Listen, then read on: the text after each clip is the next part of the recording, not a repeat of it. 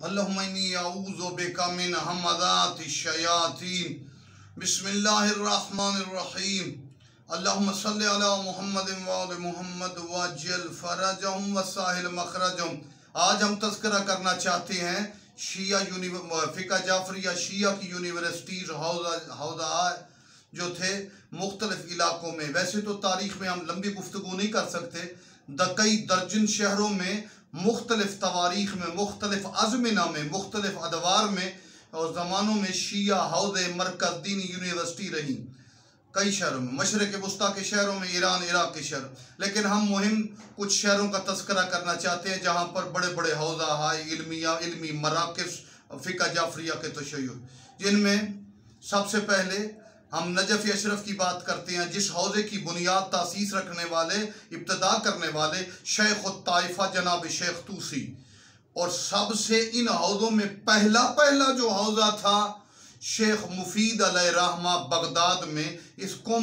Najaf کے حوزے سے بھی پہلے گویا بغداد میں حوزہ شیخ مفید، پھر سید مرتضیٰ سید رضی، شیخ الطائفہ نے پھر نجف میں ان کے دور سے لے کر آج تک حوزہ جاری ہے۔ اسی دور میں کچھ عرصہ سامرا میں بھی حوزہ رہا، وہاں بھی علماء عزاداری دین تمام چیزوں کی۔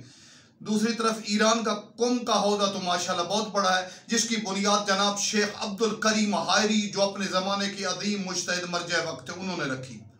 اس کے علاوہ لکھنؤ کا حوزہ جو کئی عشروں تک صدی تک اپنے آب و تاب اور اپنے عروج سے رہا،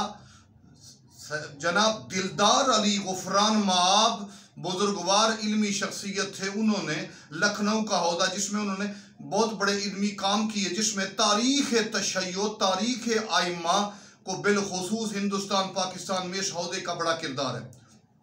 اس کے علاوہ اصفہان کے علاقے میں بھی مومنین اور تشیع کا حوزہ رہا ماشاءاللہ۔ مشہد میں بھی ایک حوزے کی شکل کیفیت موجود ہے، کربلا میں بھی ایک دور میں حوزہ رہا۔ تو یہ ہم نے بنیادی طور پر بڑے بڑے شہروں اور بڑے بڑے مرکزوں کا تذکرہ کیا،